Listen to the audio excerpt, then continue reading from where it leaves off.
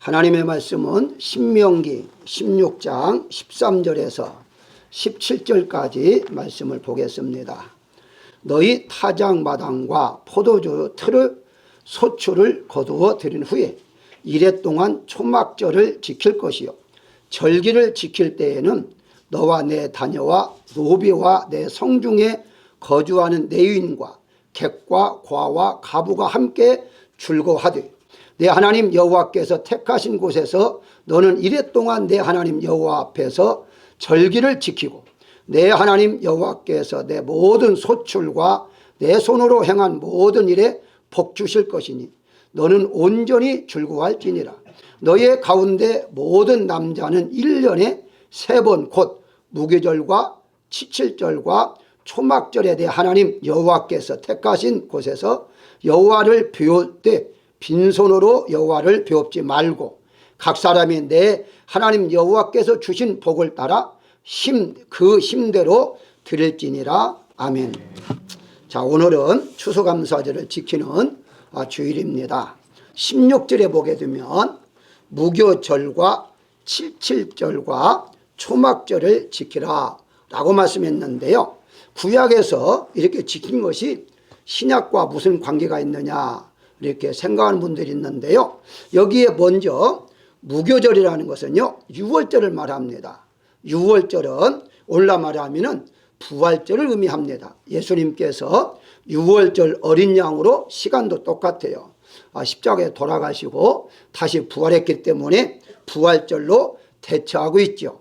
여기에 또 이제 두 번째 맥추절인데요, 이 칠칠절이 바로 맥추절입니다. 맥추절인데 이것은 신약적으로 말하면 오순절입니다. 그래서 예수님께서 부활하시고 난 다음에 40일 이후에 이제 부활을 이제 승천하셨고, 승천 이후에 10일 만에 곧 성령이 임했습니다. 그걸 오순절이라 그렇게 말하는데 그게 바로 맥추절, 즉 칠칠절과 같아요. 칠칠절, 7절에 49, 그래서 오순절로 대처가 됩니다.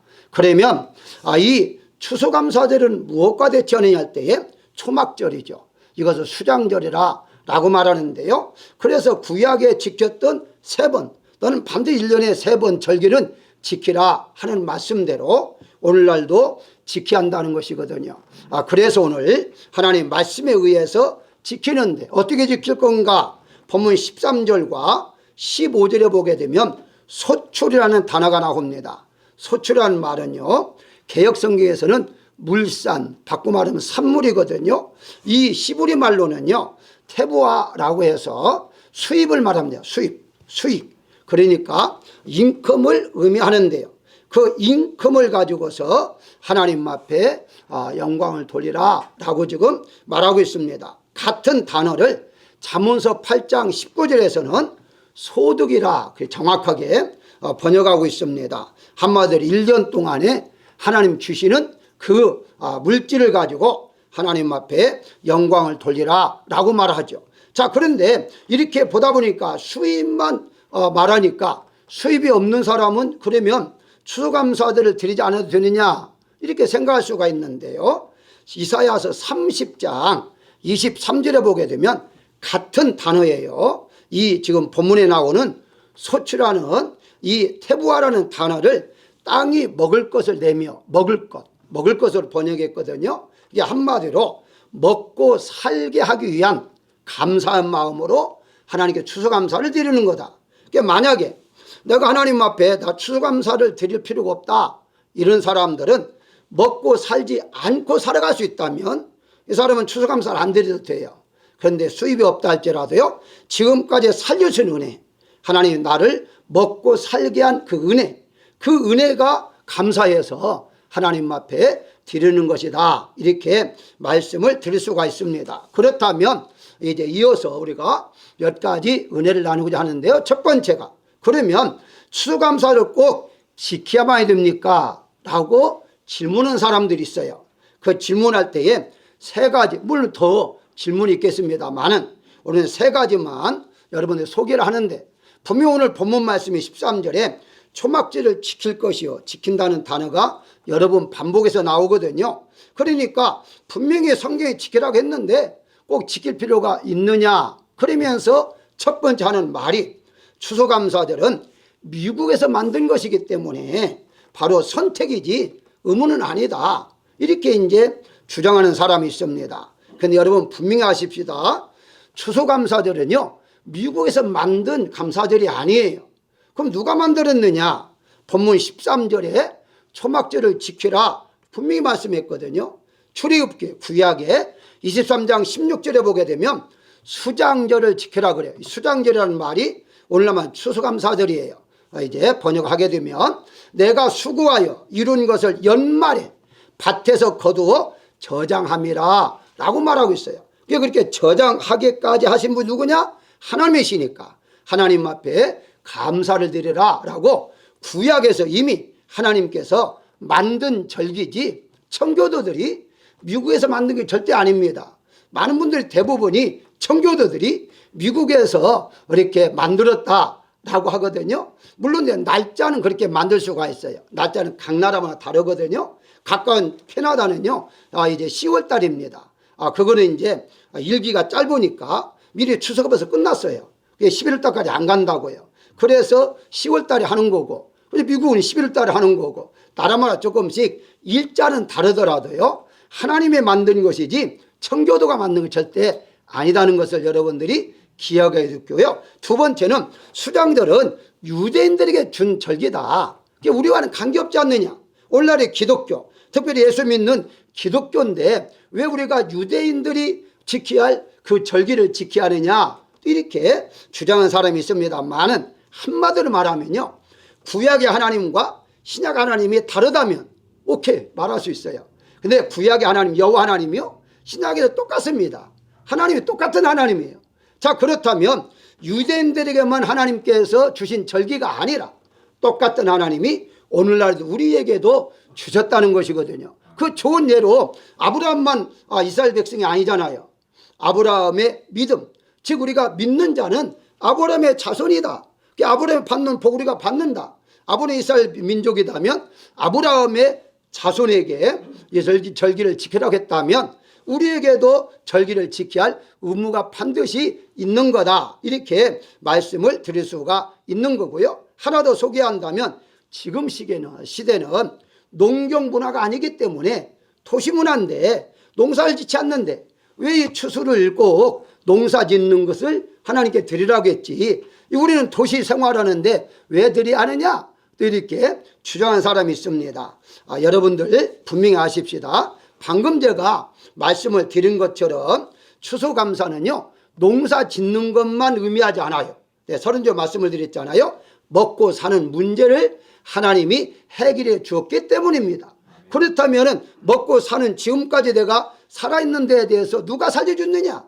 하나님이 살려주셨다. 그렇기 때문에 그에 대한 감사를 해야죠. 그러면 어떤 분이 그래요. 그건 억지주장이 아니냐? 그러면 성경적으로 말해볼까요? 농사 짓지 않아도 하나님께 추수감사를 반드시 드려야 할 이유가 어디 있느냐 할 때에, 여러분 아는 대로 이스라엘 이제 지파는 12지파였잖아요.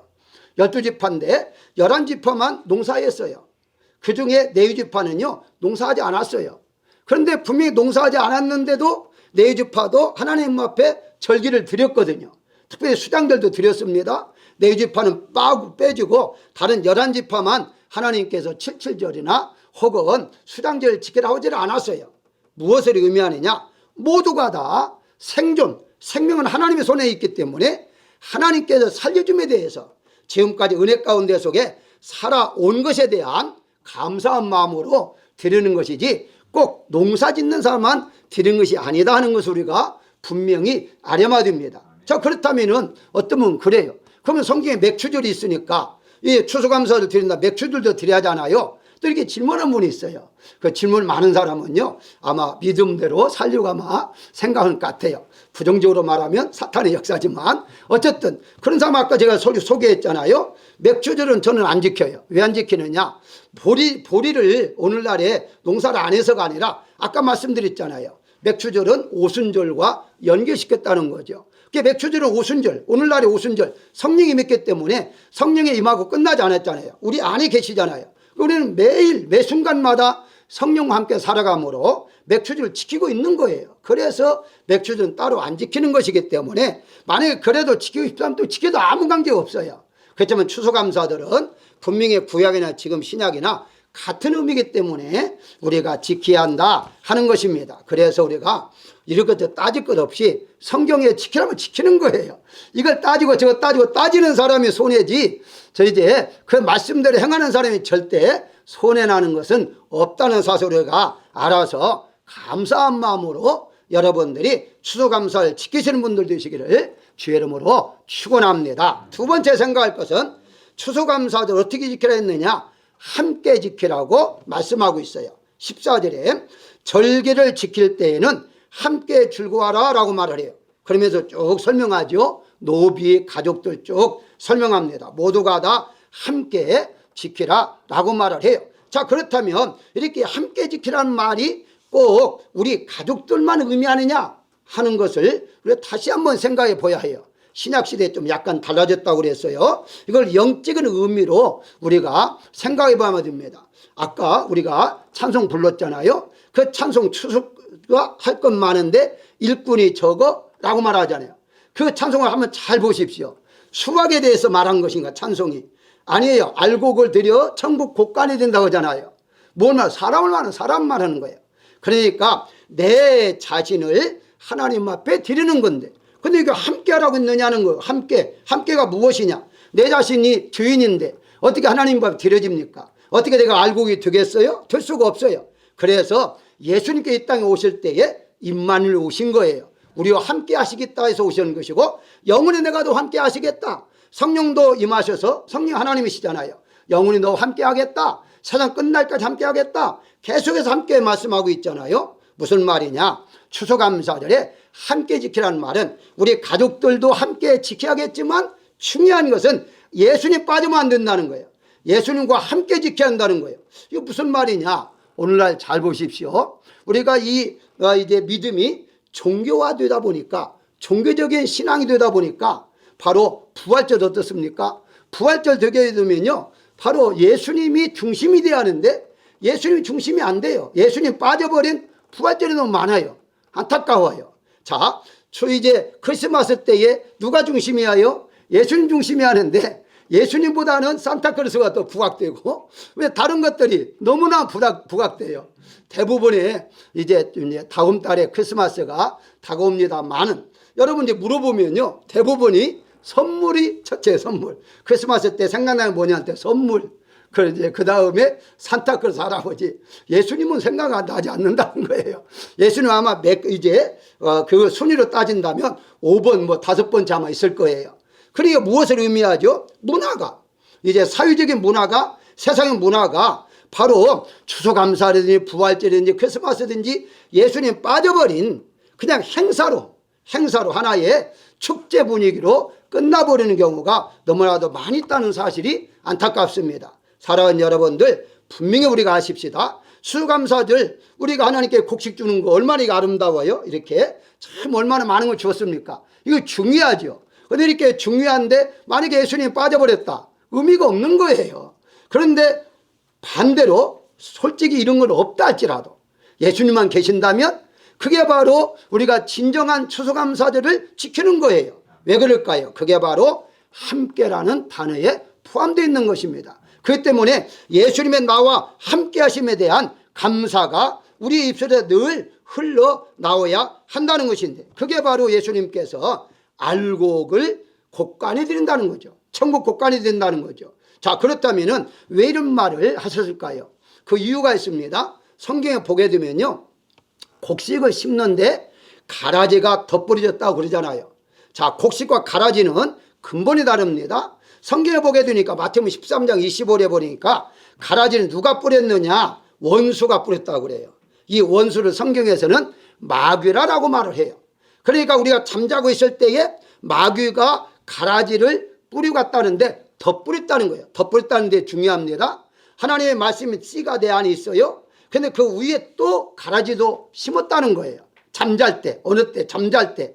그러니까 우리가 신앙이 약해지면요, 곡식, 아름다운 곡식 하나님 앞에 드릴 만한 거룩한 몸이 아니라 덧뿌리는 거예요. 계속 의심도 넣게 하고 방황도 하고 갈등도 하게 해서 다른 것들. 그러다 보니까 오늘은 지식의 사회잖아요. 그러니까 지식적으로 성경은 이거 그대로 믿으면 그것을 어리석은 자다, 원주민들만 그런 것이다, 원신이다 이렇게 말하잖아요. 아니에요. 이 말씀은요, 하나님이 원시인이 어디 있고 그래요. 하나는 영원한 하나님이신데, 그렇기 때문에 이걸 믿지 않고 오늘날에 이제 과학이 발달하고 의학이 발달하고 모든 게 발달하니까 그대로 믿는 사람들을 취급해 주지를 않아요. 그래서 엉뚱하게 해석을 하면서 엉뚱한만 믿는데 그건 성경이 아니죠. 왜 그럴까요? 가라지를 덧뿌려서 그랬다는 거예요. 자, 그래서 가라지와 구분시켜야 하거든요. 근데 더 중요한 게 있어요. 그 다음에 하는 말씀이 알곡과 쭉정이라는 거예요. 잘 보십시오. 가라지와 이제 곡식이 잘 자라잖아요. 자라는데 이제 가라지는 이제 신경 쓰지 마시고요. 곡식이 이제 자라는데 다 알곡 뜨는 게 아니에요. 곡식 가운데 속에서도요, 쭉정이가 있다는 거예요. 그러니까 곡식으로 잘 자란다 할지라도요, 쭉정이가 많아져 버리면 의미가 없는 거죠. 이제 확실한 것은 알곡이 다 돼야지 쭉정이 돼서는 안 돼요. 이건 성경에서는 어떻게 말하느냐? 바로 양과 염소를 가린다라고 말을 해요. 하나님은 염소는 이제 왼편에, 이제 양은 오른편에. 그래서 항상 성경 보고 오른편은 승리잖아요. 생명이고요. 그렇기 때문에 하나님께서는 때가 되면 염소와 양을 가릴 때가 있을 것이다. 구분시킬 것이다. 그것이 바로 쭉정이와 알곡을 구분시킨다는 것인데, 우리가 주님께서 내 안에 함께 계신다는 의미는 무엇이냐? 가장 중요한 것은 먼저 곡식, 하늘나라의 천국 곳간에 드리는, 내가 천국 갈 수 있도록 곡식을 하나님께서 심으신 것이고, 그 다음에 곡식 중에서도 잘 자랄 때 쭉정해 두지 아니하고 끝까지 알곡으로, 알곡 심자로 알곡 될 수 있도록 내 안에서 지금도 함께 하면서 역사하고 있다는 거예요. 그에 대한 감사를 오게 한다는 것이죠. 먹고 사는 거, 물론 이제 먹고 사는 것도 감사하죠. 근데 더 중요한 무엇이 중요할까요? 하나님 나와 늘 함께 하신다는 거. 영원한 구원, 영원한 생명을 우리와 주셔서 영생 복락을 누리게 하시는 그 예수님 나와 함께 하심에 대해서 우리가 감사를 드려야 한다는 것입니다. 따라서 사랑하는 여러분들 마음속에 예수님이 함께 하심에 대한 감사가 있기를 주의 이름으로 축원합니다. 세 번째 생각할 것은 추수감사를 지키는 방법에 대해서 알려주고 있어요. 16절 봅시다. 여호와께서 택하신 곳에서 빈손으로 여호와를 비웃지 말고, 17절에 주신 복에 따라 그 힘대로 드릴지라 라고 말을 해요. 감사라는요, 은혜 받으면 자동적으로 감사가 나올 거다 생각하는데 그게 생각대로 되지를 않아요.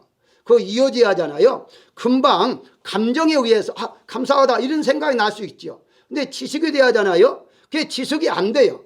예를 한번 들어보니까 어떤 분이 그런 이제 간증을 했는데요. 설교를 듣고서 은혜를 받았어요. 그 은혜를 받고 이제 마음에 다짐했어요. 내일부터 내가 하루에 5분씩이라도 기도하겠다. 이제 결심을 했어요.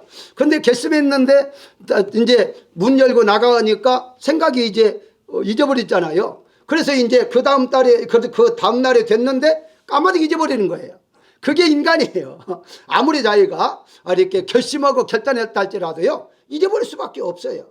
그러니까 성령께서 깨닫게 하시고 기억나게 하시고 하나님이 하시는 것이죠. 그게 하나님의 은혜인 것인데, 그래서 우리가 방법이 중요한 것인데, 방법이란 무엇이죠? 바로 우리가 연습이 그 법대로 하는 것이 중요하다는 것이거든요. 하나님을 믿을 때에도 그냥 믿는 게 아니잖아요. 근데 믿음의 법을 줬잖아요. 법을 줬잖아요. 그 법이 무엇이에요? 생명의 법, 곧 성령의 법에 따라서 하나님을 섬기는 것이죠. 그래서 성령의 인도함 따라 우리가 하나님을 섬기는 것인데, 성령의 인도함 따라 섬기지 아니하면 의미가 없는 것이거든요. 어떤 분은 그래요. 이렇게 생각합니다. 아니, 어린아이가 자기가 필요한 거 얻기 위해서는 울면 되지 않느냐. 그러면 뭐 무슨 기도하는데 뭐 하나님 앞에 신앙생활하는데 무슨 방법이 필요하느냐. 그냥 울면 됐지. 맞아요. 어린할 때는 그래요. 그렇지만 어떻습니까? 아이가 성장해서 중학생이 됐어요. 근데 뭐가 요구할 때마다 갓난아이처럼 이제 아버지나 어머니 앞에 울면 어떻게 생각하죠? 이제 여러분 한번 생각해 보십시오. 더 성장했어요. 청년이 됐어요. 청년이 됐는데 계속 울면 어떻게 되겠습니까? 그건 있을 수가 없는 거예요. 갓난아기 때에 울 때에 하나님도 신앙이 약할 때에 초신자일 때에 그냥 간단하게 기도와 간단하게 찬송해도 이해를 해요. 아직 어린아이니까. 근데 점점점 어때요? 성장할수록 배워야 하잖아요. 무언가 배워야 하잖아요. 그래서 배워서 해야 하는데 그게 바로 예컨대 언어 역시 배우고 연습을 해야만이 되는 겁니다. 어느 날 갑자기 어린아이가 말하지 못하다가 한 5살, 6살 되니까 갑자기 하룻밤 사이에 일어나서 말을 하는 어린아이가 있습니까? 아니에요. 엄마 그 엄마 단어를 하나 이제 하기 위해서 수천 번, 수만 번을 엄해서 엄마가 나오는 거예요. 계속 연습을 통해서 나오는 거예요. 그렇기 때문에 우리가 은혜 받았다고 해서 금방 감사가 나오는 게 아니에요. 기도도 연습이 필요합니다. 배움이 필요해요. 기도도 누가 이렇게 하라고 가르쳐서 할 때에 조리있게 기도할 수 있는 것이지 어느 갑자기 은혜 받으니까 기도가 막 조리있게 나오고 철학적으로 나오고 그렇게 나오지를 않아요. 신앙생활도 마찬가지인데요. 제가 이렇게 말씀을 드려 하는 게 있어요. 감사도 마찬가지다는 거예요. 감사도 하루아침에 되는 것이 아니라 바로 감사할 수라는 것을 배우고 계속해서 연습을 할 때에 가능하다는 거예요. 그래서 여러분들이 입에서 계속 감사하다는 말을 한 사람은요 감사가 절로 나옵니다. 근데 한 번도 감사하다는 말을 안 해본 사람은요 감사가 그냥 나오지를 않아요. 그게 바로 습관이요 연습이라는 사실인데 결과적으로는 무엇을 말합니까? 우리가 하나 더하기 하나를 더하기 하나에서 하나 더하면 둘이 되죠. 처음에는 배워야 해요. 뭐 날 때부터 그게 다 알고 나온 사람이 없어요. 배우는데 나중에 이제 그것이 100이 되고 1000이 되고 다 배우고 난 다음에 여러분 숫자를 보십시오. 숫자를 보면 자동스럽게 더하기가 되고 이제 나눔이 되고 뺄셈이 되잖아요. 배워서 그래요. 배우기 때문에. 마찬가지로 우리가 하나님께 감사도요 계속 배워야 되고 연습을 해야 됩니다. 그래야만 우리 입에서 어느 때든지 감사가 나올 수 있어요. 어떤 분은요 뭐 잘 될 때만 감사하지 잘 안 될 때는 감사가 안 나온다고 그래요. 왜 그럴까? 연습이 안 돼서 그래요. 감사는요 잘 될 때로 감사하고요 어릴 때로 감사가 나와야만 돼요. 왜 그럴까요? 그건 이미 감사가 내 안에 충만해졌기 때문에 가능하다는 것이죠. 자, 그런데 오늘 본문에 잘 보십시오. 16절의 후반절에 보게 되면 빈손으로 여호와를 뵙지 말라, 만나지 말라 라고 말씀하고 있으면서 17절에 주신 복에 따라 그 힘대로 드리라 라고 말을 해요. 여기 힘대로라는 말에 여러분들이 주목하시기를 바랍니다. 이거 야더라는 뜻인데요. 단어로 번역을 하면 손이라는 뜻이에요. 손. 이게 이제 힘대로는 말을 손이라고 하는 말인데 그런 또 다른 말로 말하면요. 능력이나 소유라는 단어를 사용을 해요. 예를 든다면 창세기 32장 13절에 보게 되면 야곱이 거기에서 밤을 지내고 그 소유 중에서 형 에서를 위하여 예물을 택하니라고 할 때 이 소유라는 단어가 바로 여기 본문에 나오는 단어와 같습니다. 여기에 분명한 것은 힘대로라는 단어예요. 그러니까 무슨 말이냐? 힘대로라는 말은 기준이 없잖아요. 힘대로 얼마만큼 드려야 할 것이냐? 모르잖아요. 그러니까 자기의 소유, 자기가 가지고 있는 것 중에서 일부를 하나님 앞에 드리라 라고 말을 해요. 자, 이렇게 보니까 또 일부 그러면 그 일부가 어느 정도냐? 10분의 1을 드리는 것이냐? 아니면 반절을 드리는 것이냐? 또 이것도 있잖아요. 그래서 어떤 목사님은요 에스겔 45장 15절을 기준으로 해서 말씀하는 분이 있어요. 거기에 보게 되면 윤택한 초장의 가축 200마리에서 어린 양 1마리를 드릴 것이다 라고 말을 해요. 200분의 1입니다. 그러니까 적어도 성경에서는 200분의 1로 말씀하고 있어요. 그러면 간단하게 계산하면요 1년에 여러분들이 연봉을 10만 불 받는다. 그러면 500불이에요. 하나님께 드리는 게. 5만 불이다. 그러면 250불이에요. 그렇게 큰 이렇게 부담스러운 액수가 아닌데도 불구하고 이것 한번 못한 사람이 있어요. 하나님 앞에 우리가 나를 영원 구원시켜주면 감사합니다. 1년 동안 먹여주고 살려주시니 감사합니다 하는데 그 감사의 조건이 너무 간단해요. 너무 부담 없이 누구나 다 할 수 있는 것이에요.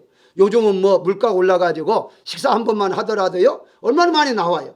근데 그것조차도 아깝다고 생각해서 못한다면요 그것은 다시 한번 우리가 기도할 점이다 이렇게 생각해 볼 수가 있는 것이거든요. 무슨 말이냐? 꼭 물질로 드란 말은 절대 아닙니다. 제가 성경에서 말한 대로 알려주는 거예요.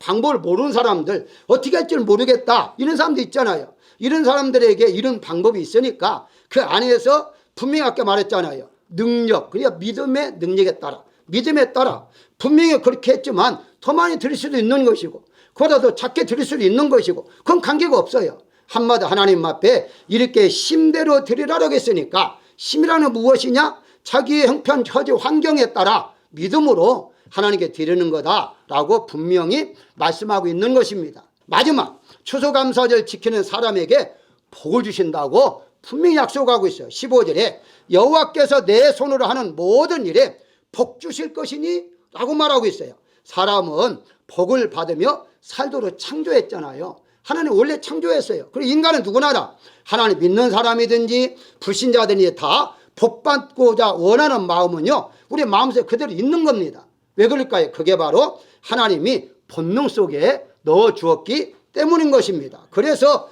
복받는 걸 다 좋아하는 건데 복받는 비결 중에 어떠다고 그랬어요? 지키는 자라고 그래요. 본문에 지키는 자, 뭘 지키죠? 절기를 지키는 자들에게 복을 주신다고 말씀하고 있습니다. 그렇다면 오늘날 말하자면 추수 감사절을 지키는 자에게 하나님의 복을 주신다라고 말씀하고 있어요. 미국에서 안전하게 살려면요 미국 법을 지켜야 돼요. 미국 법을 지키는 것이 미국에서 안전하게 사는 거예요. 만약에 법을 지키지 않으면 어떻습니까? 추방당해요. 그리고 만약에 시민권을 가졌다 할지라도요 이제 사회생활을 못하도록 감옥에서 평생 동안 살게 만들잖아요. 격리시켜버리잖아요. 왜 그럴까요? 법을 안 지켜서 그래요.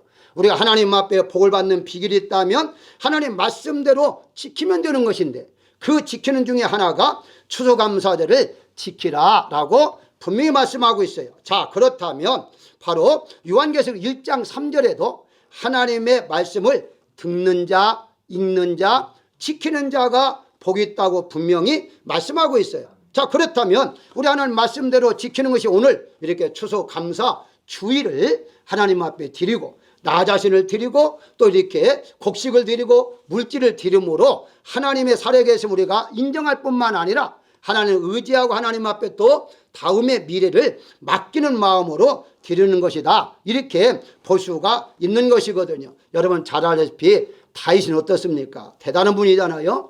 정말 성경에 구구절절 다윗이 그 고생한 거 보면요 정말 우리는 고생하지 않는다고 생각할 정도로 왜냐하면 늘 항상 생명의 위협을 받고 살았잖아요. 우리가 물질로 고생하는 것은 생명의 위협받는 것까지는 아니잖아요. 늘 도망다니면서 늘 산에서 시편 읽어보면요 항상 골짜기 나오죠, 산이 나오죠, 굴이 나오죠. 왜 그럴까요? 늘 도망다닌 거예요. 살려고 도망다닌 거예요. 그럼에도 불구하고 그가 이제 그 하나님의 이제 부름을 받기 전에 솔로몬에게 유언할 때에 놀라운 유언을 합니다. 유언할 때 나는 이렇게 고생했으니까 너는 편히 살 것이다. 이런 유언이 아니었어요. 내가 왕으로 있을 때에 이렇게 내가 이렇게 해보니까 이런 방법이 좋더라. 백성들을 이렇게 지도할 때는 이런 방법이 좋더라. 이런 거 유언하지 않았어요. 어떻게 했느냐라고 봤을 때에 열왕기상 2장 3절에 보게 되면 여호와의 명령을 지키되 율법에 기록된 대로 지키라. 그리하면 내가 무엇을 하든지 어디로 가든지 형통하리라 라고 말하고 있어요. 한마디로 하나님 말씀을 지키라는 거예요. 다른 것 정치, 경제 이런 거 중요하죠. 배워야죠. 그런데 그보다 더 중요한 것이 내가 정치를 잘 못한다 할지라도 내가 어떤 경제적으로 잘 못한다 할지라도 분명히 하나님의 말씀을 지키면 네가 어디 있든지 어디로 가든지 무엇을 하든지 하나님이 내 하는 모든 일에 형통함을 주겠다라고 말씀하고 있는 거예요. 그것을 새겨들었어요. 솔로몬은. 그러자 새겨듣고 난 다음에 가장 먼저 한 일이 무엇입니까? 1000번제를 드리잖아요. 일반 사람이 생각하지 못한 번제를 하나님 앞에 드리는 거예요. 그리고 성전을 건축합니다. 왜 그럴까요? 하나님의 말씀의 중심으로 살기 위해서. 그래서 그 솔로몬 때 가장 그 지역에서 그때 당시에 가장 강대국이 되었다는 사실을 우리가 알 수가 있는 것이거든요. 그렇습니다. 우리는 이것저것 따질 필요가 없어요. 따지지 말고 하나님 말씀을 그냥 지키면 돼요. 지키면은 그대로 그 다음에 하시는 일은 하나님이 하시는 거지 우리가 하는 게 아니에요. 다시 본문의 14절 후반절에 함께 즐거워하라. 15절 후반절에 온전히 즐거워할지어다. 무엇을 말하죠? 즐거워하면서 하나님 앞에 이 절기를 드리라고 말씀하고 있어요. 억지가 아니에요. 아니 절기를 주신 건요 하나님 우리에게 함께 하시는 걸 즐거라 하는 거예요. 기뻐하라고 하는 거예요. 여러분들 어떤 행사를 할 때에 기쁘게 하십시오. 즐겁게 하십시오. 뭘 한번 시키면 막 그거 들고 오는데 뭐하고 팔이 빠졌느니 이만큼 늘어났느니 그런 소리 좀 하지 마십시오. 하나님 다 듣고 계십니다. 즐겁고 기쁘게 할 때에 참 저게 힘들은데 저 팔이 아플 텐데 허리 아플 텐데 야 저거 참 내가 복을 안 줄 수가 없구나 이런 감동을 끼치게 해야지.